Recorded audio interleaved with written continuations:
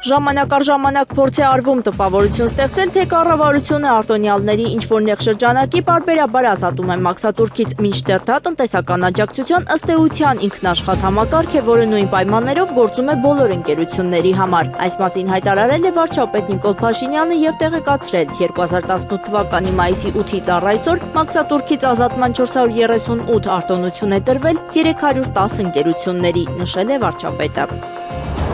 Երևանի քաղաքապետը Վճռաբեկ Բողոք է ներկայացրել կարմիր գծերի թանկացման գործով, այս մասին հայտնել են Երևանի քաղաքապետարանի լրատվական վարչությունից։ Ավելի վաղ Վերաքննիչ վարչական դատարանը մերժել է Երևանի ավագանու բողոքը վերահաստատելով, որ ավտոկայանատեղիների սակագների բարձրացումը ոչ իրավաչափ է։ Վարչական դատարանը մասամբ բավարարել էր Մայր Հայաստան խմբակցության դիմումը ոչ իրավաչափ ճանաչելով Երևանի ավագանու 2025 թվականի տեղական վճարների որոշման մի մասը, մասնավորապես ավտոկայանատեղիների սակագների բարձրացման վերաբերյալ կետերը։ Երևանի ավագանին այդ որոշման դեմ բողոքարկել էր Վերաքննիչ վարչական դատարանում, սակայն դատարանը 2025 թվականի դեկտեմբերի 12-ին մերժել էր բողոքը եւ ուժի մեջ թողել առաջին ատյանի դատական ակտը։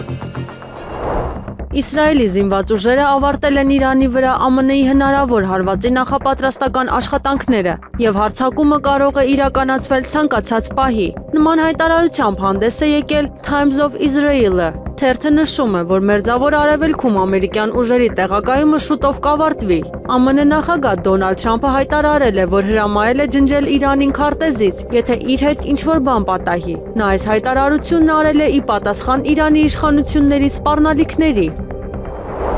Էներգիայի ոլորտում ստեղծված արտակարգ իրավիճակի պատճառով Ուկրաինայի ներքին գործերի նախարարությունը քաղաքացիներին խորհուրդ է տվել նախապես պատրաստել սննդամթերքի պաշար եւ տագնապի ճամփրուկ։ Նախարարությունը կոչ է արել ուկրաինացիներին ունենալ խմելու ջրի, չփչացող սննդամթերքի եւ անհրաժեշտ դեղորայքի պաշար, առնվազն 3-5 օրվա համար։ Նրանց նաեւ խնդրել են հավաքել տագնապի ճամփրուկ։ Այն պետք է պարունակի փաստաթղթեր, տաք հագուստ, առաջին բուժօգնության պարագաներ, կանխիկ գումար, ջեռուցման եւ անձնական հիգիենայի պարագաներ։ Քաղաքացիներին նաև խորհուրդ է տրվել ստուգել պահեստային էներգիայի աղբյուրների լիցքը, իրենց տրանսպորտային միջոցների տեխնիկական վիճակը եւ վառելիքի առկայությունը։ Ավելին, առաջարկությունների համաձայն ուկրաինացիներին կոչ է արվել չմոռանալ ընտանի կենդանիների մասին, որոնց համար նրանք պետք է նախապես պատրաստեն սննդի պաշար։ Ներքին գործերի նախարարությունը շեշտել է, որ էլեկտրաէներգիայի եւ ջեռուցման անջատումների դեպքում քաղաքացիները պետք է հետևեն տանջեռուցման հիմնական կանոններին, մնալ մեկ սենյակում,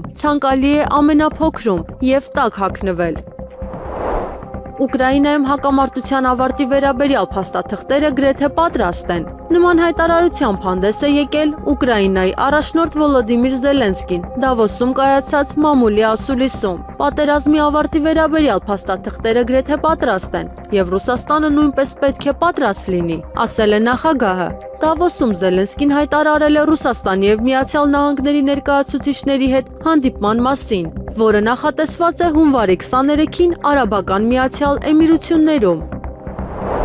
Հայաստանում խորհրդարանական ընտրություններին մնացել են ընդամենը 6 ամիս։ Նման ժամանակահատվածներում երկիրը ինչպես միշտ բաժանվում է ճամբարների, գործող իշխանության աջակիցների եւ քննադատների։ Յուրաքանչյուր կողմ ներկայացնում է ապագայի իր տեսլականը, այսպես ասած, իր ճիշտ ճանապարհը։ Սակայն քաղաքական աղմուկի մեջ հաճախ կորչում է ամենահիմնական հարցը, իսկ ընդհանրապես որ ուղղությամբ պետք է շարժվի Հայաստանը։ Վերջին տարիներին հանրային դիսկուրսում հաճախ ենք լսում եվրոպական ինտեգրման, արևմտյան չափանիշների եւ արժեքների խոստումներ ու ակնկալիքներ։ Այդ ձգտումը ինքնին հասկանալի եւ արդարացված է նորմերի, ինստիտուտների եւ բարձր ստանդարտների պետք է ձգտել ցանկացած հասարակությունում։ Սակայն պետության զարգացումը չի կարող կառուցվել միայն ցանկությունների վրա, տնտեսությունը պահանջում է սթափ հաշվարկ եւ իրատեսական մոտեցում։ Այս առումով Ռուսաստանը Հայաստանի համար պարզապես հարևան երկիր չէ։ Այն մեր ընդհանուր ապրանքաշրջանառության շուրջ 40%-ն է, ԵԱՏՄ-ի շրջանակում ավելի քան 180 միլիոն սպառող ունեցող շուկայի հասանելիություն, ներդրումների աղբյուր եւ հազարավոր աշխատատեղեր։ Եվրասիական տնտեսական միությունը Հայաստանին տվել է ոչ միայն շուկա,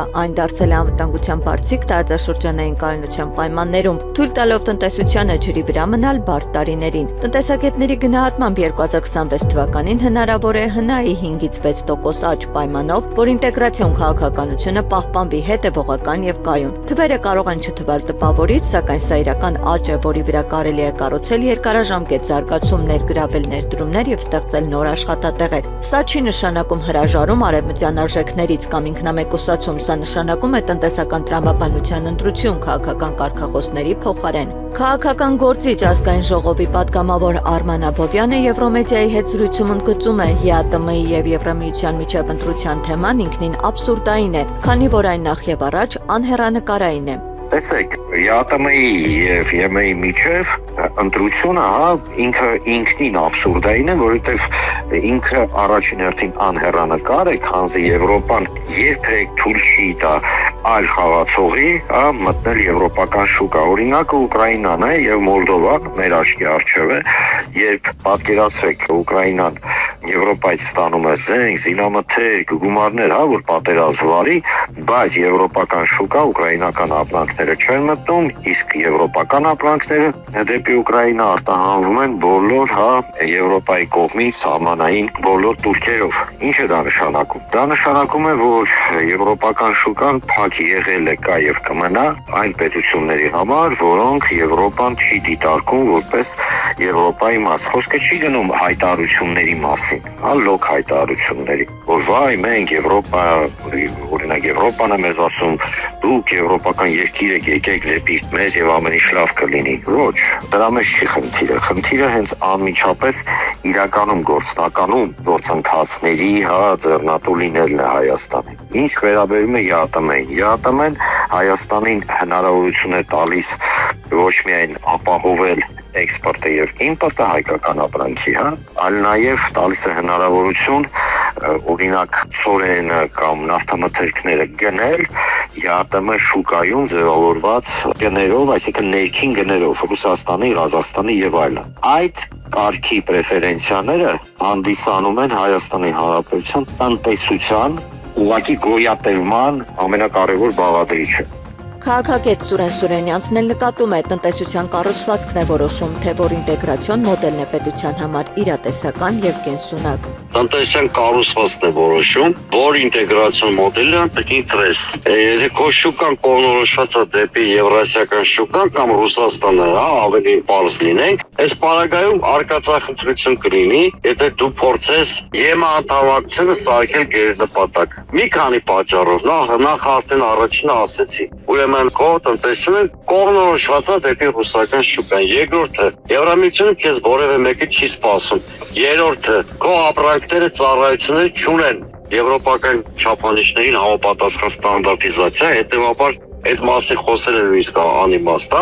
Մի մասնավոր օրինակ բերեմ։ Օրինակ մեր կոնյակը չեն ընդունում եվրոպական շուկայում, պահանջ են դնում, որ բրենդի անունը փոխենք, գիտեք։ Հիմա մնացածը ասեմ։ Կարելի է Եվրամիության չափանիշներին ձգտել առանց ստրատեգիական կողմնորոշումը երկրի փոխելու եւ առանց ԵՄ-ին անդամակցության մասին օրենք ընդունելու։ Այսինքն չափանիշները համապատասխանեցին եվրոպական չափանիշներին, բայց պրակտիկ առումով վտանգի տակ մի դիրան ինտեգրացիոն նախագիծը, որի մեջ գտնվում է։ Պատմությունը բազմիցս ցույց է տվել այն երկրները, որոնք կարողանում են ճիշտ օգտագործել իրենց աշխարհաքաղաքական դիրքը, ճգնաժամերից դուրս են գալիս ավելի ուժեղ։ Ընտրությունները հնարավորություն են սահմանելու ճիշտ ուղղությունը։ Հարցն այն է, պատրաստ ենք ընտրել ոչ ամենագեղեցիկ, բայց ամենաաշխատող ճանապարհը։ Դավոսում կայացած համաշխարհային տնտեսական ֆորումում ԱՄՆ նախագահ Դոնալդ Թրամփի ելույթից հետո, որտեղ նա քննադատել է Եվրոպային, The Economist-ի նոր համարի շապիկին նա պատկերված էր մինչև գոտկատեղը մերկ եւ նստած սպիտակ արջի վրա։ Անցած տասնամյակներում ամերիկյան պաշտպանությունը գնահատում էր եվրոպացիներին։ Կոշտուժի կիրառմանը դիմակայելու փոխարեն նրանք կենտրոնացան լավ կյանքի վրա։ Այդ օրերն ավարտվել են։ Եվրոպական առաջնորդները պետք է փորձեն դանդաղեցնել տրանսատլանտյան դաշինքի քայքայումը, բայց նրանք նաև պետք է պատրաստվեն այն օրվան, երբ Հյուսիսատլանտյան դաշինքը այլևս գոյություն չի ունենա, նշվում է հրատարակության մեջ։ Եվրամիության պաշտոնյաները կասկածանքով են վերաբերվում ԱՄՆ նախագահ Դոնալդ Թրամփի կողմից Դանիային աջակցող եւ իրենց զորքերը Գրենլանդիա զորավարժությունների համար ուղարկած եվրոպական երկրների նկատմամբ մաքսատուրքեր սահմանելու սպառնալիքի չեղարկմանը։ Այս մասին հայտնում է Politico-ն։ Գերմանիայի փոխկանցլեր Լարս Ֆլինգբեյլը հայտարարել է, որ վաղաժամ է եզրակացնել, որ ԱՄՆ-ի եւ Եվրամիության միջև հակամարտությունը ավարտվել է։ Նա կոչ է արել սպասել եւ տեսնել, թե վերջնական արդյունքում ինչ համաձայնություն ձայնագրերի կհասնեն։ Միևնույն ժամանակ Գրենլանդիայի բանակցություններին մասնակցող Եվրամիության պաշտոնյան հրատարակությանը հայտնել է, որ կասկածանքով է վերաբերվում Թրամփի խոսքերը ֆանտաստիկ նորություն անվանելուն։ Մենք չենք կարող ապրել մեր կյանքով կամ կառավարել մեր երկրները, հիմնվելով սոցիալական ցանցերում հրապարակումների վրա, հայտնել է աղբյուրը։ Իրանի Իսլամական Հանրապետությունը պատրաստակամություն է հայտնել բանակցել Միացյալ Նահանգների հետ։ Նման հայտարարությամբ հանդես է եկել ԱՄՆ առաջնորդ Դոնալդ Թրամփը։ Իրանը ցանկանում է խոսել, եւ մենք կխոսենք, ասել է նախագահը Դավոսում Խաղաղության խորհրդի ստեղծման արարողության ժամանակ։ Խոսելով 2025 թվականի հունիսին Իրանի միջուկային օբյեկտների վրա ԱՄՆ-ի հարձակման մասին, ամերիկացի առաջնորդը պնդել է, որ Իսլամական Հանրապետությունը 2 ամիս հեռու էր միջուկային զենք մշակելուց։ Ավելի վաղ Իրանի արտաքին գործերի նախարար Աբբաս Արաղչին հայտարարել էր ԱՄՆ-ի հետ հավասար հիմունքներով բանակցություններ վարելու իր պատրաստակամության մասին։ Կանադայի վարչապետ Մարկ Քարնին Դավոսում հայտարարել է, որ հետմիջուկային երկրորդ համաշխարհային կարգը ավարտվել է, ինչը մեծ արժեքավոր ազդակ է գլոբալ դիվանագիտության համար։ Վերջինս առաջարկել է առավել կենտրոնացված դեր միջին պետությունների համար, ԱՄՆ-ից անկախ։ Կանադայի մոտեցումը խարիզմատիկ ոճով ընդգծում է էկոնոմիկ եւ անվտանգության բազմակողմանի համագործակցություն Եվրոպայի եւ Ասիայի հետ։ Սա ցույց է տալիս մի հատված ուժերի աճող ձգտումը ԱՄՆ-ից անկախ քաղաքական Խոսքը մի կարևոր ռազմավարական երթման մասին է, որը կարող է ազդել աշխարհաքաղաքական բալանսների վրա։ Գազայի կարգավորման խաղաղության խորհուրդը պետք է օրինակ դառնա այլ երկրներում առկա հակամարտությունների լուծման համար, նույնիսկ այն հակամարտությունների, որոնց լուծումը թվում է անհնար։ Նման հայտարարությամբ հանդես է եկել ԱՄՆ պետքարտուղար Մարկո Ռուբիոն։ Սա կծառայի որպես օրինակ, թե ինչ է հնարավոր աշխարհի այլ մասերում, ինչ է հնարավոր այլ վայրերի եւ այլ հակամարտությունների համար, որոնք այժմ թվում են անլուծելի, ասել է Ռուբիոն Դավոսում Խաղաղության խորհրդի կանոնադրությունը ստորագրելուց հետո։ ԱՄՆ նախագահ Դոնալդ Թրամփը հայտարարել է Ուկրաինայի հակամարտության կարգավորման գործում առաջընթացի մասին։ Նման հայտարարությամբ նախագահը հանդես է եկել Դավոսում Խաղաղության խորհրդի բացման արարողության ժամանակ։ Մենք հանդիպումներ ենք անցկացնում եւ մեր կարծիքով մեծ առաջընթաց է գրանցել այդ հարցում, ընդգծել է ԱՄՆ առաջնորդը։ Սպիտակ տունը հայտարարել է, որ Խաղաղության խորհուրդն այժմ պաշտոնապես հաստատված կազմակերպություն է։ Խորհուրդը ստորագրվել է Թրամփի եւ 19 անդամ երկրների ներկայացուցիչների կողմից, ԱՄՆ նախագահը կլինի նախագահ։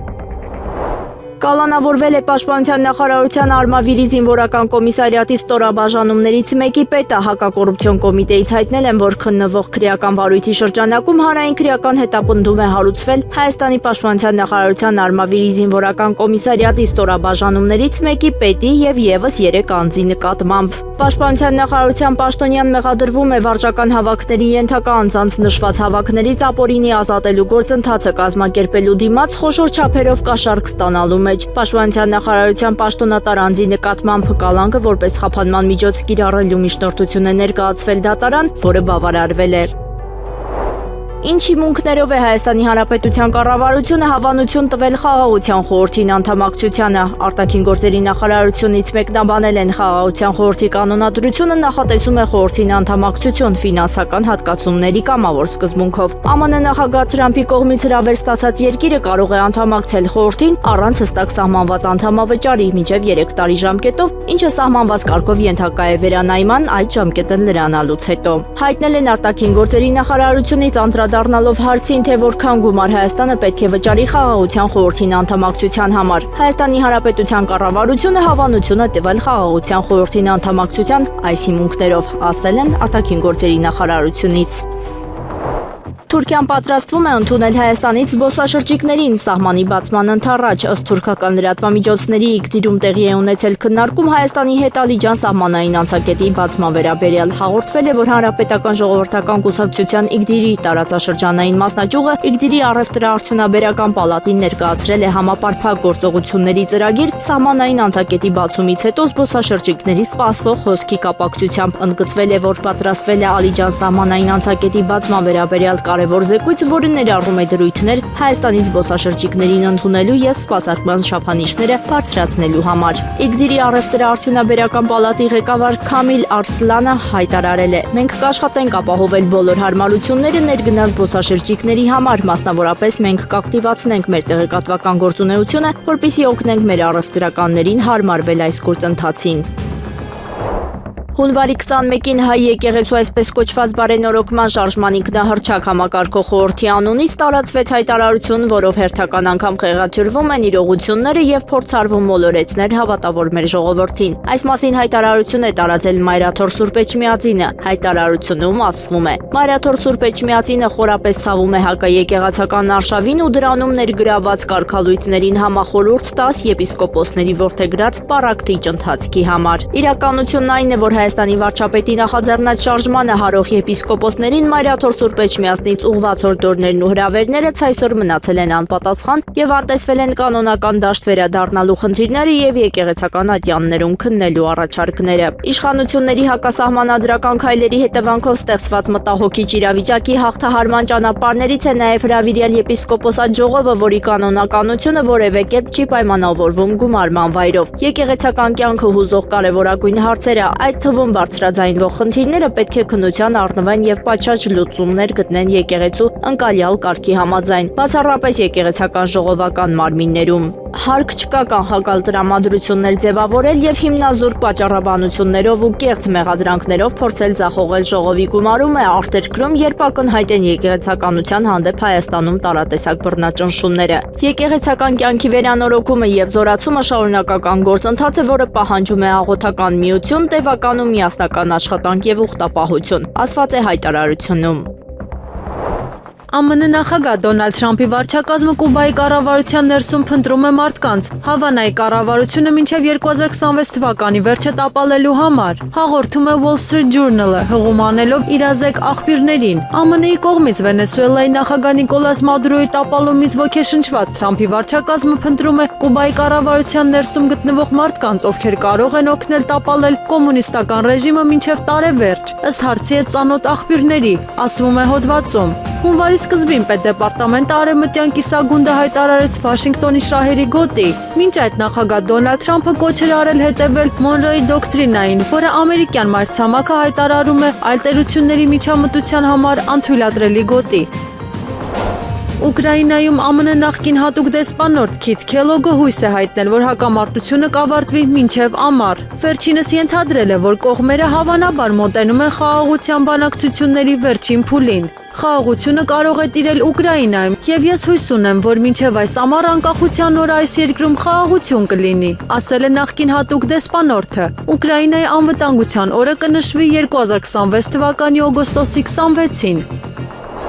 ԱՄՆ 2028 թվականի նախագահական ընտրություններում արդեն իսկ կան թեկնածուներ, բայց դեռ վաղ է կոնկրետ թեկնածուի անուն նշել, քանի որ իրավիճակը կարող է փոխվել։ ԱՄՆ նախագահ Դոնալդ Թրամփը այս մասին հայտարարել է News Nation-ին տված հարցազրույցում։ ԱՄՆ առաջնորդը հայտնել է, որ հանրապետական կուսակցությունում կան շատ տաղանդավոր մարդիկ, ովքեր կարող են մասնակցել ընտրություններին։ Քաղաքական գործիչը առանձնացրել է ԱՄՆ փոխնախագահ Ջեյ Դի Վենսին եւ պետքարտուղար Մարկո Ռուբիոին։ Թրամփը նաև ֆինանսների նախարար Սքոթ Բեսենթին անվանել է հավանական իրավահաջորդների շարքում։ Նախագահը բոլոր 3 թեկնածուներին անվանել է գերազանց։ Ուկրաինական հակամարտության կարգավորումը վերածվել է բառացիորեն մեկ հարցի քննարկման։ Նման կարծիք է հայտնել ԱՄՆ նախագահ Դոնալդ Թրամփի հատուկ ներկայացուցիչ Սթիվեն Ուիտքոֆը։ Ուկրաինական ճգնաժամի լուծման հարցը բառացիորեն համապարփակ հարց է, եւ կարծում եմ, որ մենք այն կրճատել ենք մինչև մեկ հարց, ինչը նշանակում է, որ այդ իրավիճակը լուծելի է, ասել է նա Դավոսում ընթացող համաշխարհային տնտեսական ֆորումի շրջանակներում։ Համաշխարհային տնտեսական ֆորումում ԱՄՆ նախագահ Դոնալդ Թրամփը անսպասելի հայտարարություն է արել։ ԱՄՆ-ն հասել է շրջանակային համաձայնության Արկտիկայի վերաբերյալ եւ հրաժարվել է նախկինում հայտարարված տուրքերից եվրոպական դաշնակիցների նկատմամբ։ Մենք հասանք կառուցողական լուծման, որը օգտակար է բոլոր կողմերի համար, հայտնել է Թրամփը։ Այս որոշումը դարձել է օրվա գլխավոր դիվանագիտական նորությունը եւ ակտիվ քննարկումների առարկա Եվրամիության եւ Հյուսիսատլանտյան դաշինքի ղեկավարների շրջանում։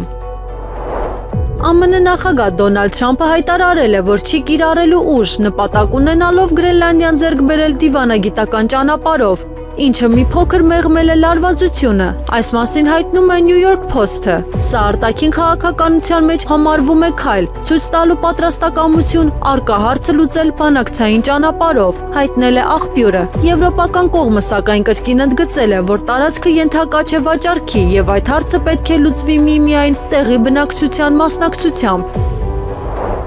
Արցախում հուղարկավորված զոհերի հարազատները պահանջում են արտաշիրիմում իրականացնել եւ իրենց հարազատների մարմինները Հայաստան բերել։ Նրանք բողոքի ակցիա են իրականացրել կառավարության մոտ, պահանջելով իշխանություններից գործուն քայլեր ձեռնարկել այդ ուղղությամբ։ Կառավարության մոտ բողոքի ակցիայի մասնակիցները լրագրողների հետ զրույցում ասել են, որ զոհերի հարազատները դիմել են վարչապետին, որպեսզի իրենց երեխաների մարմինները բերվեն Հայաստան եւ իրենք կարողանան իրենց հարազատների շիրիմներին այցելել, խնկարկել, բայց որևէ քայլ դեռևս չի արվել։ Նա կարողանում են այդ ադրբեջանցիների հետ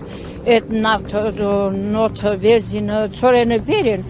Մեզ օգնեն, որ մեր երեխաները, մեր զոհված երեխաները արտաշիրիմներն էլ Արցախից բերենք ստեղ։ Բայց հավատում եք այդ պահանջի իրականացմանը։ Դե ես չգիտեմ, այնքան գնացին եկել մի հավատն արդեն կորի։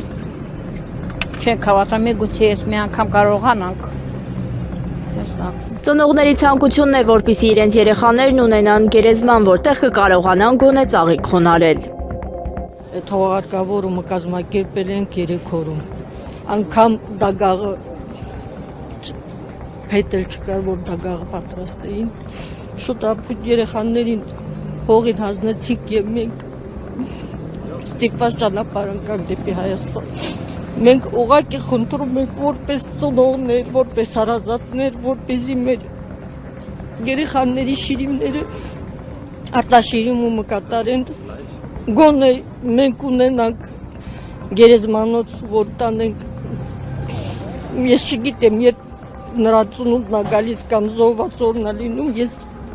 ոչ մի տեղ չեմ գնում ծաղիկ դնելու, որովհետև իմ երեխան այնտեղ չի, որ ես տանեմ ծաղիկ դնեմ։ Մեր խնդրանքը մենակ դա է։ Մայլաթոռի տեղեկատվական համակարգի տնօրեն Տեր Եսայի Քահանա Արթենյանն էլ անդրադառնալով հարցին, արդյոք կկայանա ամենայն հայոց կաթողիկոսի կողմից հրավիրված եպիսկոպոսատ ժողովը այն պարագայում, որ վարչապետ Նիկոլ Փաշինյանին միացած 10 եպիսկոպոսները հայտարարել են, որ չեն մասնակցի ժողովին, Արթենյանն ասել է. եթե քվորում եղավ եպիսկոպոսատ ժողովը կկայանա, անկախ նրանից, թե ով կմասնակցի, ով ոչ, նշել է Տեր Եսայի Քահանա Արթենյանը։ Մարդու իրավունքների պաշտպան Անահիտ Մանասյանը պատասխանել է լրագրողների հարցին, թե ինչու չի այցելել 14 օր հացադուլի մեջ գտնվող Նարեկ Սամսոնյանին։ Մանասյանը ներկայացրել է հետևյալ պատճառաբանությունները։ Կներեք, բայց մարդու իրավունքների պաշտպանն է որոշում այցերի, թե հերթական, թե արտահերթ։ Կա պատճառ կոնկրետ ինչու չեք այցելել։ Միայն նրա համար, որ ընդդիմադիր են Նարեկ Սամսոնյանը։ Հարգելի լրագրողներ, մենք բազմաթիվ ընդդիմադիր գործիչների պարբերաբար եւ այցելել ենք, եւ այցելում ենք, եւ այցելելու ենք։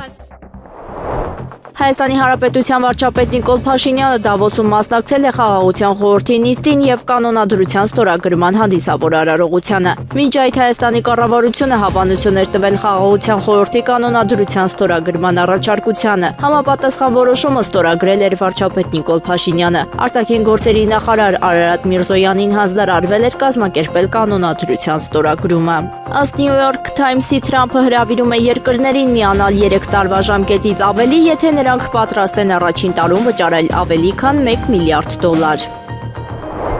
Դավոսում կայացած համաշխարհային տնտեսական ֆորումում ԱՄՆ նախագահ Դոնալդ Թրամփը հայտարարել է, որ Եվրոպան էներգետիկ կոլապս է ապրում, վերականգնվող էներգետիկայի աղբյուրներին անցնելու պատճառով։ Ամերիկացի առաջնորդը ծանր իրավիճակը պայմանավորել է հողային տուրբինների լայնորեն կիրառմամբ։ Ամենուրեք հողային տուրբիններ են, որոնք ոչնչացնում են ձեր հողը, նշել է Թրամփը։ Նա նաև մեջբերել է վիճակագրություն։ Ըստ նախագահի, Գերմանիայում էլեկտրաէներգիայի արտադրությունը 2017 թվականի համեմատ նվազել է 22%-ով։ Մինչդեռ Մեծ Բրիտանիան արտադրում է 20-րդ դարի վերջում արտադրվածի միայն 1/3-ը։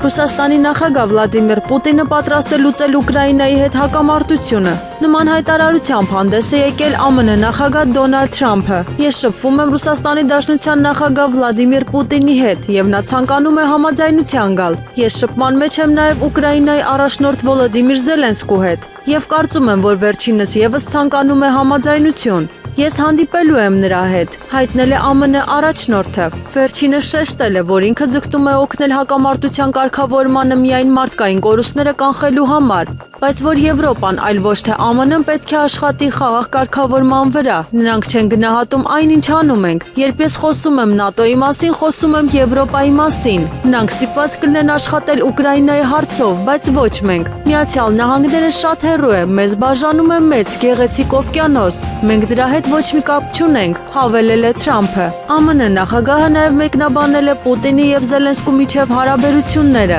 Նա ասել է, որ երկու նախագահները կիսում են հսկայական եւ աննորմալ ատելություն, բայց Ռուսաստանն ու Ուկրաինան ցանկանում են համաձայնության գալ։ Մենք երրորդ համաշխարհային պատերազմ չենք ունենա։ Կարծում եմ, որ եթե ես չընտրվեի, Ռուսաստանի եւ Ուկրաինայի միջև հակամարտությունը կարող էր վերածվել երրորդ համաշխարհային պատերազմի, ասել է նա պատասխանելով լրագրողների հարցերին։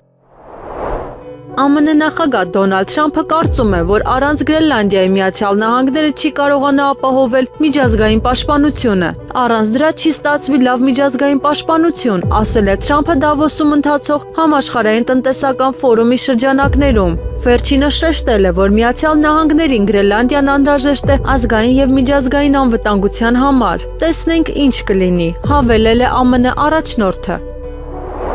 Բելգիայի վարչապետ Բարդե Վևերի խոսքերը Եվրոպայի ստրկության մասին սարսափի ճիչ են։ Նման կարծիք է հայտնել Ռուսաստանի արտաքին գործերի նախարարության պաշտոնական ներկայացուցիչ Մարիա Զախարովան։ Սա եվրոպական իրականության ողբերգական հաստատումն է։ Այդ համատեքստում այն, ինչ ասել է Բելգիայի վարչապետը, ոչ թե օգնության ճիչ է, այլ սարսափի աղաղակ, թե ինչի է ինքն իրեն հասցրել, նշել է դիվանագետը։ Նրա խոսքով Դևևերը խոսել է առանց սարկազմի եւ ողբերգական հուսահատությամբ, հստակ գիտակցելով այն իրավիճակը, որում հայտնվել է Եվրոպան սեփական գործողությունների պատճառով։ Հունգարիայի վարչապետ Վիկտոր Օրբանը հայտարարել է, որ Դավոսում կստորագրի Հունգարիայի խաղաղության խորհրդին միանալու վերաբերյալ փաստաթուղթը եւ բանակցություններ կվարի ԱՄՆ նախագահ Դոնալդ Թրամփի հետ։ Մենք Դավոսում կհանդիպենք Թրամփի հետ եւ Հունգարիայի անունից խաղաղության խորհրդին միանալու վերաբերյալ փաստաթուղթ կստորագրենք, ասել է Օրբանը։ Նա հավելել է, որ Թրամփի հետ հանդիպումից հետո կմեկնի Բրյուսել Եվրամիության արտահերթ գագաթնաժողովին մասնակցելու նպատակով։